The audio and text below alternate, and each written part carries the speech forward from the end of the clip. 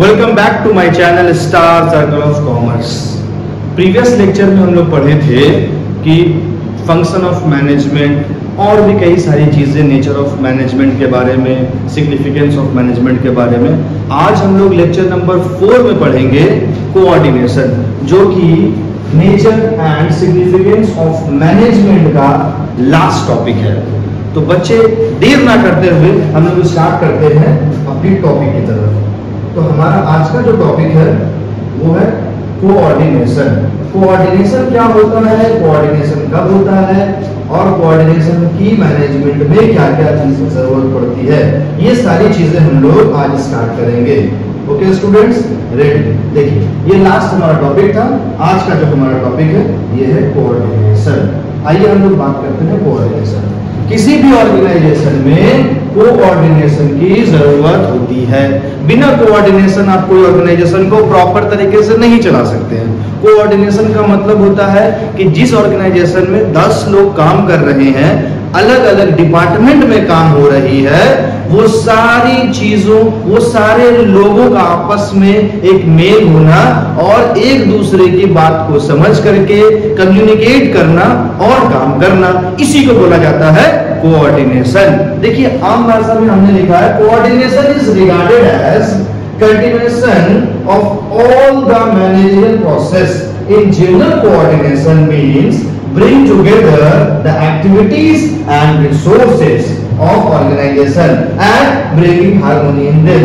यानी कि आपको आसान भाषा में मैं समझाना चाहता हूँ कि कोऑर्डिनेशन का मतलब ये हुआ कि एक्टिविटी और रिसोर्सेज को आप एक प्लेटफॉर्म पे लाइए, अलग अलग डिपार्टमेंट को आप एक साथ एक प्लेटफॉर्म पे लाइए और सारे लोगों का आपस में कॉम्बिनेशन बना करके ग्रुप वाइज काम को दीजिए और सारे लोग कोऑर्डिनेट करके काम करें। इसी को बोला जाता है कोऑर्डिनेशन। कोऑर्डिनेशन जब हम लोग पढ़ेंगे तो उसमें सबसे पहले इसका कैरेक्टरिस्टिक्स आएगी कि कोऑर्डिनेशन की क्या खासियत है मैनेजमेंट में। तो जाहिर सी बात है, मैंने आपको बताया कि बिना कोऑर्डिनेशन आप अपने काम को अच्छे से नहीं कर सकते। कर सकते हैं बट अच्छे से नहीं कर सकते हैं। अब 4 लोगों का ग्रुप है, 4 लोगों का आपस में बन ही नहीं रहा है, तो जाहिर सी बात है जब एक दूसरे का आपस में नहीं बनेगा तो लोग काम कैसे करेंगे। इसीलिए आपस में कोऑर्डिनेशन होना जरूरी है। इसमें अलग अलग कैरेक्टरिस्टिक्स है, जैसे कि नंबर 1 सबसे पहले हम बात करते हैं यूनिटी ऑफ एक्शन, दूसरा है continuous process, perceive function, deliberate function, integrates effort, ensure efficiency, achieve common goal and managerial responsibility. Number 1 unity of action। देखिए, यूनिटी ऑफ एक्शन किसको बोलते हैं आप समझिए। Coordination ensure that all department and individual work together the same organization goal। यानी कि सभी department में जो भी लोग हैं वो मिलकर जो काम करते हैं वो एक पर्पस के लिए काम करेंगे, एक पर्पस के लिए काम करते हैं, इसी को कोऑर्डिनेशन बोला जाता है। और इसका पहला पॉइंट यूनिटी ऑफ एक्शन कहलाता है। दूसरा कंटिन्यूअस प्रोसेस। ऐसा नहीं है कि आज हम काम कर रहे हैं, आज हम ग्रुप में काम कर रहे हैं, आज मेरा कोऑर्डिनेशन ठीक है, कल जो है नहीं है। नहीं, ऐसा नहीं होना चाहिए। आपका कोऑर्डिनेशन जब तक आप ऑर्गेनाइजेशन में है, जब तक ऑर्गेनाइजेशन चल रहा है, तब तक आपको कोऑर्डिनेट बना के रखना है। नेक्स्ट पॉइंट जो आता है हमारा pervasive function. Coordination is required in all types of organisation and at every managerial level. हर तरह का ऑर्गेनाइजेशन में आपको कोऑर्डिनेशन की जरूरत पड़ेगा, चाहे वो कोई भी ऑर्गेनाइजेशन हो, कोई बिजनेस, बड़ा बिजनेस चला रहे हो, एजुकेशन सेक्टर हो, हॉस्पिटल हो, कहीं पे भी हो, अलग अलग जगह पे अलग अलग तरह के लोग होते हैं, लेकिन सभी का कोऑर्डिनेशन कंपलसरी है। इसीलिए बोला गया है कि ये जो है वो परवेसिव फंक्शन है। Next deliberate function. It is a plan and purposeful activity, not automatic. ये एक प्लान एंड पर्पसफुल एक्टिविटी होता है, अपने आप जनरेट नहीं होता है। Okay, next thing is that integrates function, integrates effort. Coordination harmonize the effort of different individual and department। हर जगह पे इसकी जरूरत पड़ती है। Ensure efficiency, it help in reducing duplication and delay improving efficiency। Next point, achieves common goal, it aligns individual and group effort toward the organization objective।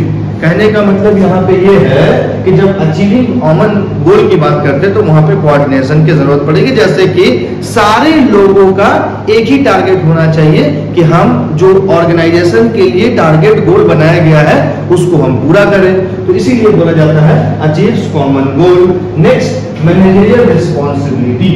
Coordination is the responsibility of every manager. यही आप बात करें कि coordination is the responsibility of every manager, not a separate function। यानी कि आपको याद रखें कि हर मैनेजर के लिए कोऑर्डिनेशन जो है वो इंपॉर्टेंट होता है। तो ये कुछ कैरेक्टरिस्टिक्स है जो के लिए आपके लिए बहुत इंपॉर्टेंट है। अब हम लोग बात करते हैं nature of coordination. Nature of coordination important तो है, लेकिन इससे ज्यादा एक बहुत इंपॉर्टेंट टॉपिक है जो कि कोऑर्डिनेशन की क्या एसेंस है मैनेजमेंट में, ये बहुत इंपॉर्टेंट टॉपिक है। ये भी आप समझ लें बात को। देखिए, सबसे पहला नेचर क्या है कि टॉप मैनेजमेंट रिस्पॉन्सिबिलिटी। दूसरा क्या है, ग्रुप एफर्ट, जैसा कि हमने आपको बताया।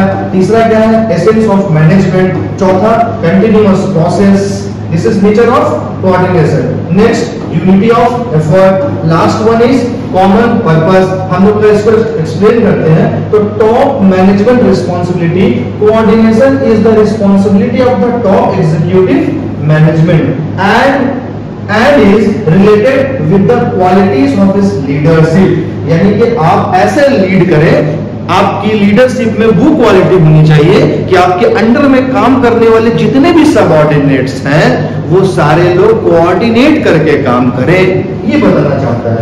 ये नेचर है, ठीक है। As a matter of fact, coordination is the core function of management. Coordination जो है बहुत कोर फंक्शन होता है। The efficiency of the business organization suddenly increase with the effective coordination। दूसरा जो बोला गया है, group effort. Coordination is the concept that applies to group, not individual effort. अकेले को कोऑर्डिनेशन नहीं बोलते हैं, ठीक है। सारे लोग जब एक साथ मिल करके एक प्लेटफॉर्म पे आके काम करते हैं कोऑर्डिनेट करके, उसको बोला जाता है। इसीलिए दूसरा क्या पॉइंट दिया गया है नेचर में, group effort. Third number, essence of management. Coordination is an activity that is required at every level and every time in the organization। Her level पे, चाहे वो मिडिल लेवल हो, चाहे वो टॉप लेवल हो, चाहे वो लो लेवल हो, हम जैसा पढ़े इससे पहले, हर लेवल पे कोऑर्डिनेशन की जरूरत पड़ेगी और साथ साथ हर टाइम ऑर्गेनाइजेशन में हर टाइम की जरूरत पड़ेगी, ठीक है। तो ये नेचर था। Next one is continuous process. Before few second I was explaining about continuous process. Continuous process का क्या मतलब है कि लगातार होता है। ऐसा नहीं कि आज कोऑर्डिनेट कर रहे हैं कल कोऑर्डिनेशन हम नहीं करेंगे, नहीं। आपको हर दिन जब तक आप काम कर रहे हैं, जब तक ऑर्गेनाइजेशन चल रही है, तब तक आपको कोऑर्डिनेट करना है। Next point is unity of effort. Its purpose is to secure unity of action in the realization of common purpose। Management should direct the group effort to a common goal। Management should direct the group effort to a common goal। यानी कि management ये चाहता है, management ये होना चाहिए कि जो भी टारगेट बनाया गया है, कॉमन गोल जो भी है आपका, वो पूरे ग्रुप का होना चाहिए, ना कि किसी इंडिविजुअल का होना चाहिए। Conflicting effort may cause more damage to the organizational objective। Unity of effort required understanding of group goal। तो यूनिटी ऑफ एफर्ट जो है वो रिक्वायर्ड अंडरस्टैंडिंग ऑफ ग्रुप गोल, यानी ग्रुप गोल को पूरा करने में मदद करता है। नेक्स्ट क्या है, common purpose. Common purpose means हर ऑर्गेनाइजेशन में सब ऑर्डिनेट्स जो होते हैं वो काम करते हैं, बहुत सारे लोग काम करते हैं, अलग अलग डिपार्टमेंट होता है, अलग अलग ग्रुप्स बनते हैं, अलग अलग काम होता है, बट वो सारे ग्रुप्स, सारे ऑर्गेनाइजेशन में जितने भी डिपार्टमेंट्स हैं, सारा का गोल, सारा का मकसद एक होना चाहिए, ठीक है। इसलिए बोला जाता है कॉमन पर्पस, ठीक है। लास्ट जो बहुत इंपॉर्टेंट है, ये आपके एग्जाम के लिए बहुत इंपॉर्टेंट है, कई बार इस तरह का क्वेश्चन आपके एग्जाम में आता है कि आप बताइए coordination is the essence of management. Exactly, बिना कोऑर्डिनेशन जो है आप मैनेजमेंट को प्रॉपर तरीके से नहीं चला सकते हैं। कॉन्फ्लिक्ट की चांसेस रहेगी, लड़ाई झगड़े होने के चांसेस रहेंगे। अगर कोई आदमी काम नहीं करेगा, उसको देख करके दूसरा आदमी काम नहीं करेगा। मैनेजर अपनी बात अगर सुपरवाइजर तक का पहुंचा रहा है तो वो उसकी बात नहीं सुन रहा है, तो उसको कोऑर्डिनेशन करना नहीं बोलते हैं। बात समझ में आ रहा ना। अगर मैं सुपरवाइजर अपने नीचे के लोगों से काम करवाना चाहता, वो उसकी बात नहीं मानता है, दोनों में अगर आपस में एक समझ नहीं है, दोनों में आपस में कोऑर्डिनेट नहीं है, तो यहाँ पे मामला प्रॉब्लम वाली हो जाती है। प्रैक्टिकली बात है, तो आप समझिए कि हर जगह पे जो है वो जरूरत है। Coordination is the essence of management. पहला point, the planning function facilitate coordination by properly integrating various plan through the discussion and exchange of ideas. The plan of different department are coordinated for the preparing the master plan। हर अलग अलग department में जो है वो एक plan बनता है और सारे प्लान को जो एग्जीक्यूट किया जाता है, ठीक है, उससे एक मास्टर प्लान रेडी होता है। There should also be coordination between the objective and available resources। ठीक है, दूसरा पॉइंट क्या है, मैनेजमेंट का चूंकि 5 फंक्शन है, समझ रहे ना बात को, तो ये पांचों जगह पे कोऑर्डिनेशन का होना जरूरी है। प्लानिंग के टाइम पे भी कोऑर्डिनेशन का होना जरूरी है, ऑर्गेनाइजिंग के टाइम पे, स्टाफिंग, डायरेक्टिंग, कंट्रोलिंग, हर प्लेटफॉर्म पे कोऑर्डिनेशन का होना जरूरी है। दूसरा, ऑर्गेनाइजिंग की हम बात करते हैं। There should be a coordination between the authority and responsibility of every individual। बात समझ में आ गया, अथॉरिटी और रिस्पॉन्सिबिलिटी हर इंडिविजुअल के जो है वो होना चाहिए। दूसरी बात, same work should not be assigned twice. ऐसा नहीं होगा कि दो लोगों को एक ही काम दे दिया गया होगा कि आप एक काम कीजिए, नहीं, ऐसा नहीं होगा। हर लोगों को अपना अपना काम दिया जाता है, तो ये चीज समझना है आपको। नेक्स्ट क्या है, वाइल स्टाफिंग। जब स्टाफिंग होता है तो कोऑर्डिनेशन का क्या रोल है। Coordination is the achieved by the balancing the skills and abilities of the employee with the job assigned to them। right person right job, तो आप समझ ही रहे हैं, जो पर्सन जो काम के लायक है, जो एबिलिटी जो क्वालिटी रखता है, उसके एबिलिटी उसके क्वालिटी के अकॉर्डिंग उसको काम दिया जाता है। ऐसा नहीं कि उसका काम कुछ है और उसको कुछ काम दे दिया जाए, नहीं, यहाँ पे कोऑर्डिनेशन का जरूरत पड़ता है, यानी कि वही आदमी को वही काम देना है जो आदमी जो काम के लिए कैपेबल है। ठीक है, next point is directing. While directing the function of coordination is achieved, the very essence of giving orders, instruction, guidance and subordinates mean coordination of their activities in such a manner that enterprise objectives are achieved efficiently। कहने का मतलब यहाँ पर क्या है कि जो coordination होता है, the very essence giving order, जो भी स्टाफ डायरेक्टिंग होता है, डायरेक्टर के जरिए क्या किया जाता है, ऑर्डर, इंस्ट्रक्शन, गाइडेंस और दिया जाता है इसको सबऑर्डिनेट्स को। अब यहाँ पे कंफ्यूज नहीं होइएगा, सबऑर्डिनेट्स का मतलब होता है कि जितने भी लोग काम कर रहे हैं वो सारे लोगों को सबऑर्डिनेट्स बोलते हैं। Subordinates mean coordination of their activities in such a manner that enterprise objective are achieved efficiently. जिससे क्या होता है कि एग्जांपल के तौर पर आप समझ लीजिए, मैनेजर है तो मैनेजर ने अपनी जो भी काम है कि जिम्मेदारी एक सुपरवाइजर को दे रखा है। सुपरवाइजर क्या कर रहा है, अपने अंडर में लोगों को काम करवा रहा है, तो इसी को बोला जाता है डायरेक्शन देना। ऊपर से लोग डायरेक्ट करते हैं, नीचे वाला काम करता है। ठीक है, तो यही बोला गया यहाँ पे कि सबऑर्डिनेट का मतलब क्या हुआ कि जितने भी लोग डायरेक्टिंग जो करते हैं, डायरेक्टर क्या करते हैं, ऊपर से इंस्ट्रक्शन देते हैं सबऑर्डिनेट्स को, जिससे सबऑर्डिनेट्स काम करते हैं और जो एंटरप्राइज का ऑब्जेक्टिव होता है उसको अचीव किया जाता है इफिशिएंटली। हम आप लोग को स्टार्टिंग में बताया था इफेक्टिव और इफिशिएंटली में क्या डिफरेंस है, तो इफिशिएंटली किया जाता है। नेक्स्ट क्या है, व्हाइल अंडरटेकिंग कंट्रोलिंग।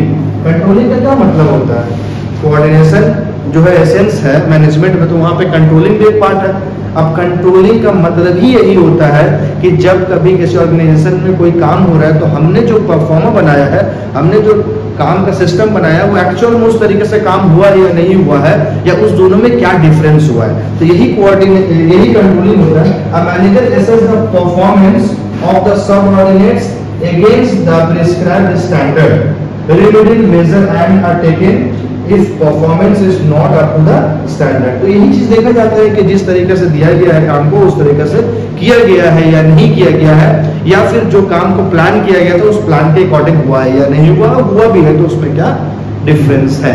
तो ये सारी चीजें जो है आपका सिग्निफिकेंस एंड मैनेजमेंट में है, nature and significance and management में है। क्लियर हो गए बच्चे? Nature and significance and management chapter यहाँ पे एंड होता है। आपको किसी भी तरह का कोई डाउट्स हो, प्रॉब्लम्स हो तो आप कमेंट्स कीजिए, उसके अलावा हमें इंस्टा पे डीएम कीजिए। आपके जो भी क्वेश्चंस होंगे उसकी हर मुमकिन कोशिश की जाएगी कि उसका सोल्यूशन दिया जाए आपको बेसिक से कंप्लीट एडवांस तक। ओके स्टूडेंट्स, देर ना करते हुए आप लोग अच्छे से पढ़ें और इसको कंटिन्यू आप पढ़ते रहें, देखते रहें और हमारे चैनल को सब्सक्राइब कर लें, क्योंकि नेक्स्ट चैप्टर का वीडियो बहुत जल्दी अपलोड हो जाएगा। तब तक के लिए थैंक यू।